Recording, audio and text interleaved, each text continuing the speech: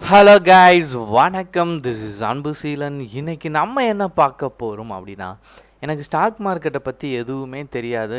நான் முதல்ல என்ன விஷயத்தை தெரிஞ்சுக்கணும் அப்படிங்கிறது தான் இந்த வீடியோ. இந்த வீடியோவை ஸ்கிப் பண்ணாமல் முழுமையாக பாருங்கள். எஜுகேஷன் பர்பஸ்க்காக என்னுடைய டெலகிராம் குரூப், வாட்ஸ்அப் குரூப்பில் இணையனும் விருப்பம் உள்ளவங்க டிஸ்கிரிப்ஷன் பாக்ஸில் லிங்க் கொடுத்துருக்கேன். அந்த லிங்க்கை பயன்படுத்தி பயன்பெற்று கொள்ளலாம். இப்போது நம்ம வீடியோக்குள்ளே போகலாம். பொதுவாகவே ஸ்டாக் மார்க்கெட்டில் பிகினர் அப்படிங்கும்போது நம்ம இப்போ தான் மார்க்கெட்டுக்குள்ளே வந்திருக்கோம்.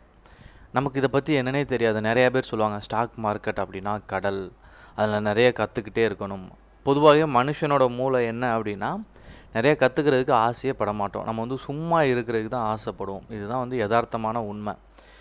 அப்போது ஸ்டாக் மார்க்கெட்டில் நிறைய கற்றுக்கணுமா அப்படின்னு கேட்டால் எஸ், கற்றுக்கணும். ஆனால் கற்றுக்கிட்ட அப்புறமாட்டுக்கு ஒரு விஷயத்த சரியாக பண்ணணும். கற்றுக்கிட்டே இருக்க வேணாம். எனக்கு தெரிஞ்ச நிறையா விஷயத்தில் ஒரு விஷயத்த நான் நிறையா வாட்டி ப்ராக்டிஸ் பண்ணேன் அப்படின்னா நான் சக்ஸஸ் பண்ணிடுவேன். அதில் முதல்ல பார்க்கக்கூடியது என்ன அப்படின்னா, அவாய்ட் நாய்ஸ் அப்படின்னு சொல்லுவாங்க. அதாவது ஸ்டாக் மார்க்கெட் தொடர்ந்து சரிஞ்சிட்ருக்கும். இந்த நேரத்தில் என்ன பண்ணுவாங்கன்னா, நிறையா பேர் டெய்லி ட்ரேட் பண்ணுவாங்க. அதுதான் இங்கே இருக்கிற பெரிய முட்டாள்தனம், பெரிய பிரச்சனையும் விளைவும் லாஸும் ஏற்படுறதுக்கான காரணம். அதாவது இன்வெஸ்ட்மெண்ட் அப்படிங்கிறது வேறு, ட்ரேடிங் அப்படிங்கிறது வேறு. அப்போ ட்ரேடிங்கிறது அன்னன்னைக்கு நம்ம ட்ரேடை க்ளோஸ் பண்ணுவோம். இன்வெஸ்ட்மெண்ட் அப்படிங்கும்போது லாங் ரன்னில் நம்ம ட்ராவல் ஆகும். அப்போது இன்வெஸ்ட் பண்ணுறோம் அப்படின்னா அது பிரச்சனை இல்லை. ஆனால் இறங்கும்போது ட்ரேட் எடுக்கிறது ஹைலி ரிஸ்க். ஏன்னா மார்க்கெட் எப்போ சரியும் எப்போ திரும்பும் அப்படிங்கிறது கணிக்கிறதே ரொம்ப கஷ்டம். இரண்டாவது முக்கியமான விஷயம் என்ன அப்படின்னா, ஏர்லியராகவே இன்வெஸ்ட்மெண்ட்டை ஸ்டார்ட் பண்ணுங்க.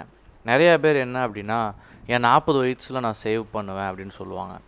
நல்லா புரிஞ்சுக்கோங்க, 21 வயசில் உங்களுடைய சேவிங்ஸை நீங்கள் ஸ்டார்ட் பண்ணீங்க அப்படின்னா 45 வயசில் நீங்கள் அதுக்கடுத்து வேலைக்கே போக வேணாம். இவ்வளோ தான். அப்போது என்னுடைய லைஃபுக்கு நான் என்ன பண்ணணும் அப்படிங்கிறத ப்ராப்பராக டிசைன் பண்ணுங்கள். நான் என்னென்ன பண்ணணும், என்னுடைய சேவிங்ஸ் எங்கெங்கே நான் போடணும் அப்படிங்கிறத ரொம்ப தெளிவாக வச்சுக்கணும். சரிங்களா? அதுதான் ரொம்ப முக்கியமான விஷயம்.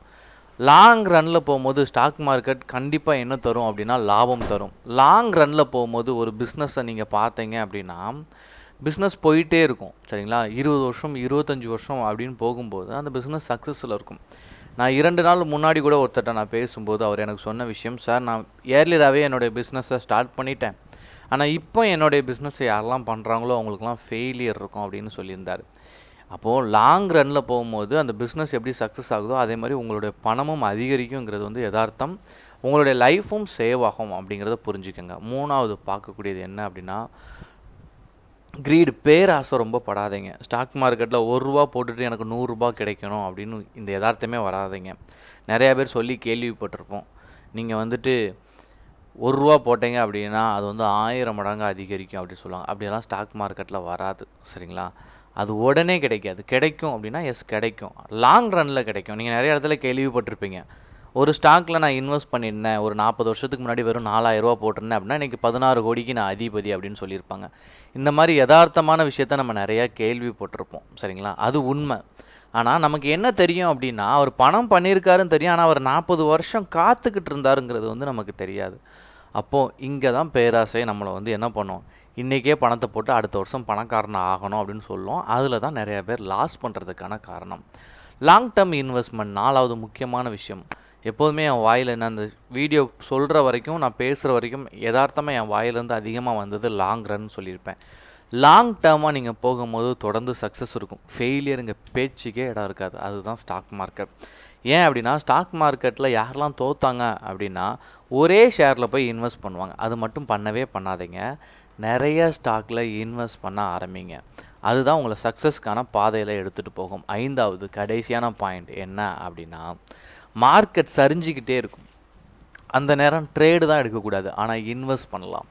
அப்போ மார்க்கெட் தொடர்ந்து சரியுது அப்படின்னா உங்களுடைய இன்வெஸ்ட்மெண்ட்டை தொடர்ந்து போட்டுகிட்டே இருங்க.